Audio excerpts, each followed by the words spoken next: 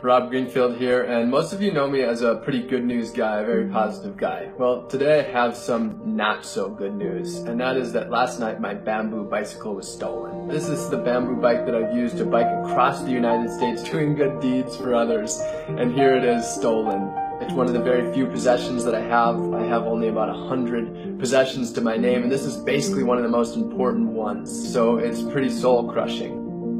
Instantly, I had to ask myself, how can I turn this misfortune of mine into someone else's fortune? How can I turn this bad situation into something that's good? That's what I want to do in the world. So I came up with an idea last night.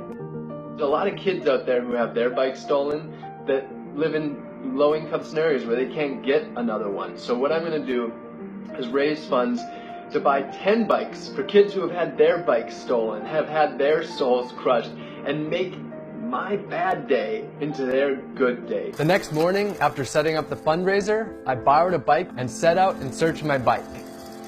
I've been working for hours, talking to the bike shops and the pawn shops and the thrift stores. I went to print out some flyers that you got right here with a $100 reward so that if they can find it, they'd actually be able to contact me. So I went back to that to get it printed, and I talked to that same guy who had seen it this morning. He told me that he got some intel. The guy's name who has the bike is Guitar Johnny.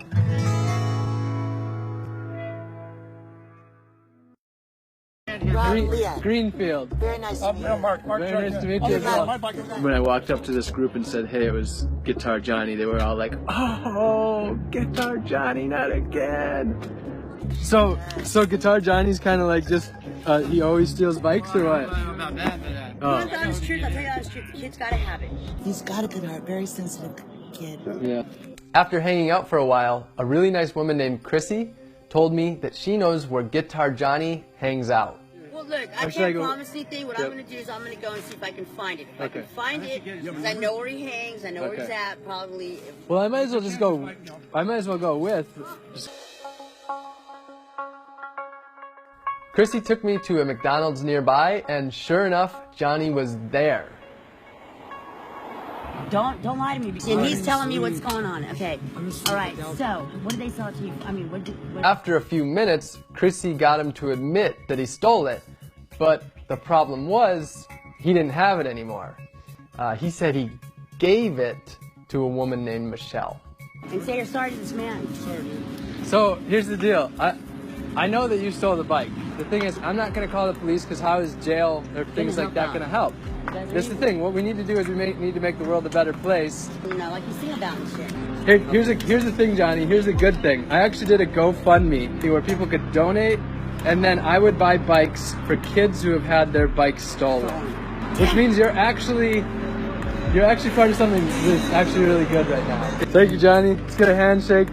There you go. Good handshake. Where is the? There it is. Come here. All right, brother. Come here, Johnny. Come on, okay? Johnny, give me a hug too, brother. I was pretty flustered with my words with Johnny. I wanted to act with complete compassion, but I'd never been in this situation before, standing right in front of the person who just stole my bike. But I knew that Guitar Johnny had probably been through some really rough times, and most of those rough times may have been at no fault of his own. The night was slipping away, so I couldn't stay for too long. We were on a hot search for the bike, and we had a new lead. We had to find Chrissy's friends. Michelle and Amanda have the bike. I'm just trying to track them down. They'll give it back. I know they will. But like, if you see them or see the bike, could you just please call them?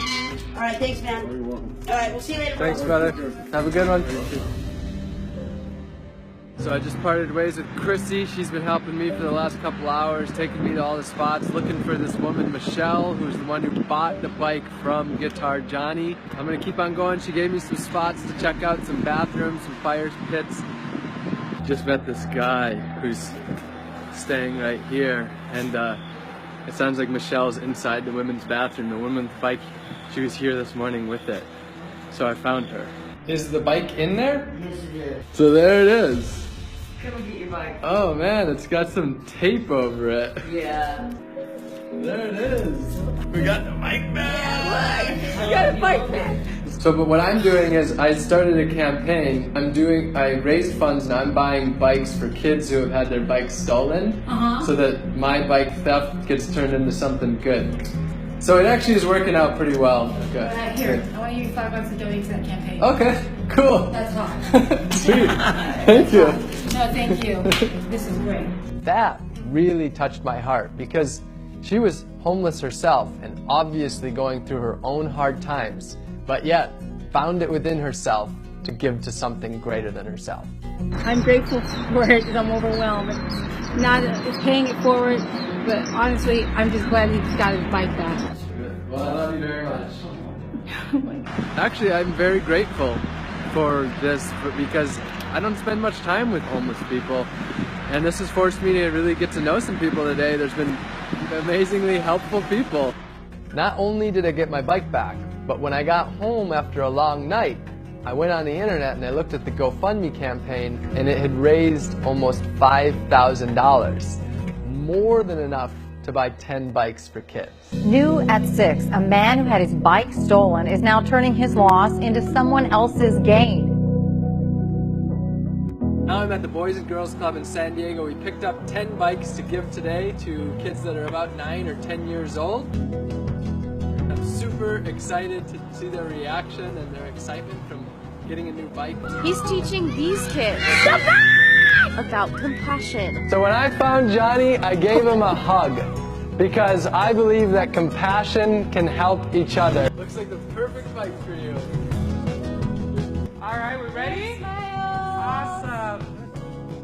Over the next few months, I used all of the funds that I had raised to buy bikes, helmets, and locks for 50 kids. And I even got a new bike for Chrissy, the woman who helped me find my own. I went back to spend a little more time with Johnny before I left San Diego. So people wrote comments, and I want to read one to you.